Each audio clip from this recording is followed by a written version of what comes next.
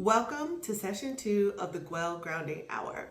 Today we're talking about rest, not as a luxury or something you earn, but as a vital part of life and your overall wellness. In a world that constantly tells us to push harder, do more, and prove our worth, rest can often feel like laziness, or in some instances, even failure. And definitely to some people, it might also feel like weakness. But if you're living with chronic illness or burnout, or even just the invisible weight of everyday demands, you already know that pushing harder doesn't always help. It can actually make things worse.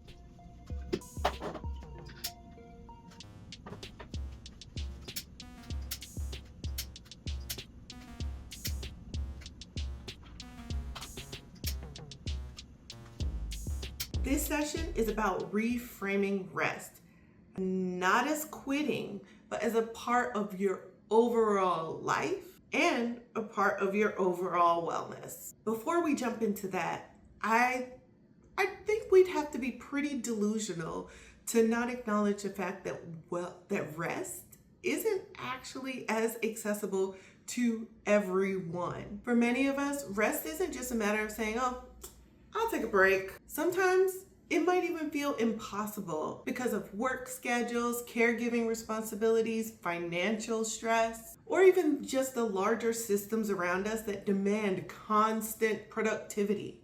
And I know all the productivity gurus might, come after me for this, but here's the reality. You shouldn't have to not rest in order to be your most productive. It's actually the opposite, period.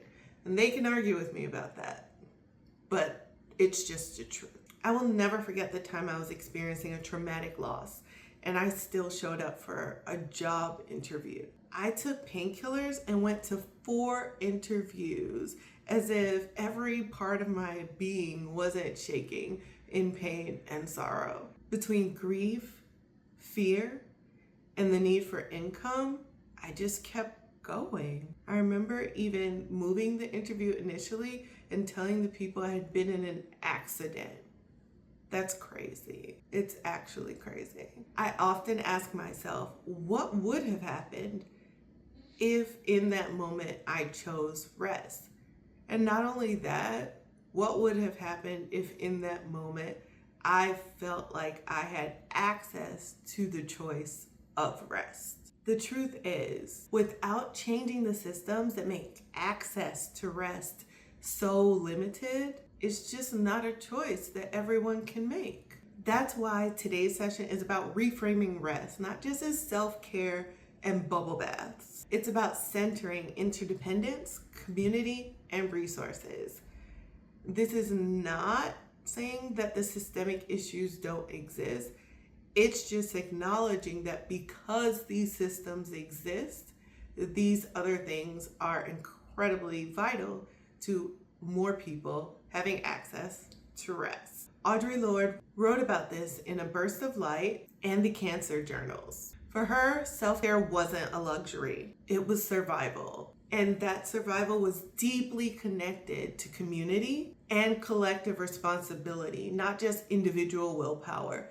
Basically, it doesn't matter if you don't have the support systems in place to be able to rest. She wrote, "I had to examine in my dreams as well as in my daily life the ways in which I had hidden parts of myself, even from myself, and how those parts sought to speak through my illness, how they demanded their right to come into being, and how much strength and energy was needed to support that coming into being. I could not do it alone." So if you're struggling to find rest in your everyday life, know this. It's not about you failing. It's about the world often making it hard to pause. Your reset this week could simply be choosing to accept and reciprocate collective care. That could look like picking up groceries for a friend since you're already out, or asking someone to watch your child for 30 minutes so you can rest. At the end of the day, rest is not something that you earn alone. You don't live in an alone bubble, even if sometimes you might feel like you do. It's something that community makes possible. And that's why a lot of times you hear people who struggle with like loneliness or being alone, and they still don't feel rested? Where in my life does rest feel impossible because of outside pressures?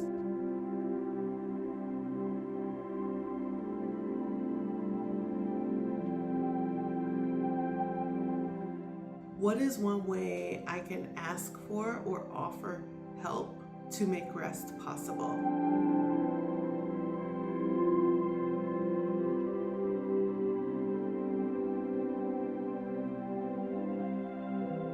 One of the most powerful ways to honor rest is to rethink how we move our bodies. So often you see that harder is better, in the sense of exercising harder, pushing harder, going faster, lifting heavier. All of that is better, better, better, better, better. High intensity workouts, pushing past fatigue, not getting enough sleep, basically burning calories at all costs. But for many of us, especially many of us who are, navigating chronic illness, particularly people who have PCOS, autoimmune disease, or chronic fatigue, that advice, it can backfire. For instance, research shows that for PCOS, moderate intensity exercise, like brisk walking or gentle strength training, can reduce BMI and improve insulin sensitivity more effectively than high intensity workouts. Gentle, consistent movement also helps you to avoid failure. And I say this because how many times have you started something, you just went hard, you did everything you possibly could, and you ended up getting injured, you were exhausted, you were fatigued, and you had to completely stop and you couldn't keep going? What these types of more mindful movement strategies, slower, more gentle strategies help you to do is sustain these behaviors over time, because what really helps you to see change is consistency and time. So the next time you think of pushing super, super hard, remember that oftentimes that can potentially lead to a crash, and also feeling depleted for days, which is the opposite of what you're trying to feel, which is stronger and more rested and more capable of navigating life, regardless of whatever challenges you might be facing. What forms of movement feel restorative instead of draining? How might I bring more of those into my week or my life?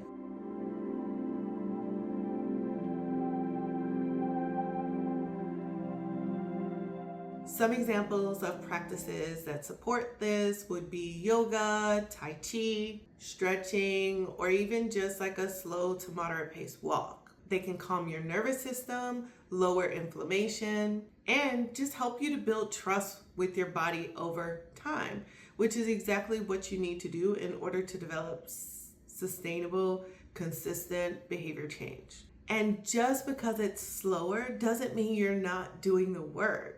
Slower intentional movement is still doing the work. And sometimes it is the most powerful way forward. All right, so now that we've talked about how we want to reframe rest, and also the impacts of adjusting how you approach movement could actually help you to build more consistent movement into your life, let's do a mini reset exercise. If you can, and it's safe in the space you're in, I'd love for you to close your eyes. Take a slow and steady breath in through your nose and a long breath out through your mouth. Now, keep your eyes closed. We're going to do a gentle body scan. We're going to start from the top of your head. You're going to notice, how does your head feel? You're going to go down, keep going down to your forehead, your eyes. Do your eyes feel rested? Do you feel any pressure? Go down, examine your entire face. Do you feel relaxed? Does your face feel tight? Do you need to release your jaw? Skip down to our neck. You can move your head from side to side. Keep your eyes closed. Let's move your head up and down. And as you do this, how do you feel? Does it feel tight? Does it feel loose? Does it feel relaxed? As we get to your shoulders, if your shoulders are up, relax them, bring them down. We get to your chest. Does it feel tight? Do you feel Is your breath slow, normal, for you, fast? Think about where you're feeling tension as you scan the rest of your body. Think about what feels heavy and what might be causing that heaviness. Then ask yourself, what's one thing I can let go of this week to protect my energy? Maybe that means saying no to something extra, letting someone else cook, or allowing yourself to rest. But say out loud what that thing is that you'd like to let go of this week. Now, before you open your eyes, I'd like you to take another deep breath in through your nose and then out through your mouth. And while you're breathing out, I want you to release that thing. And now open your eyes. I hope that gave you an opportunity to reflect on something you feel like would be an initial step to addressing what rest feels like for you in your everyday life. So we talked a bit about movement, about community and interconnectedness, but we'd be remiss to not talk about the most obvious thing when that comes with rest, and that's sleep. We all know that a good night's sleep can literally change everything. Your mood, your energy, or even how you show up in your relationship. But here's the reality. Almost 1 in 3 Americans aren't getting enough sleep. And if you're living with a chronic condition, disrupted sleep can be even more common, especially if it's an undiagnosed chronic condition.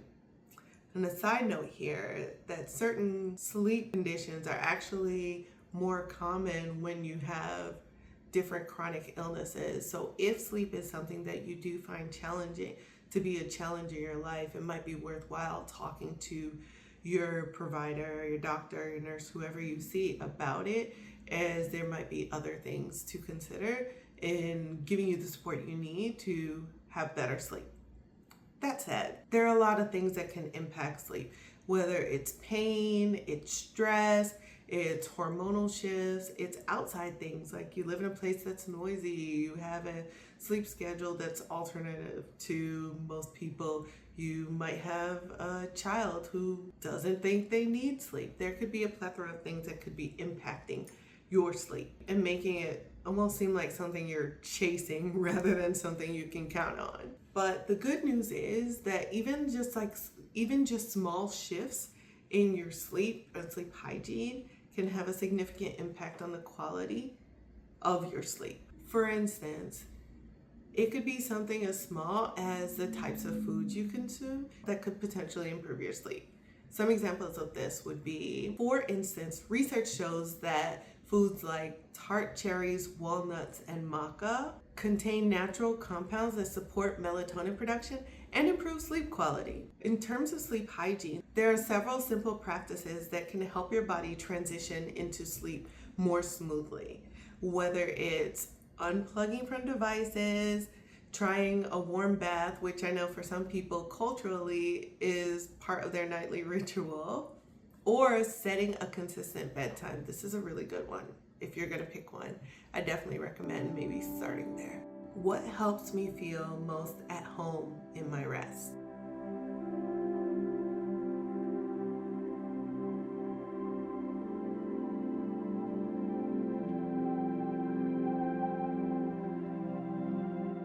What rituals, foods, or environments support my sleep?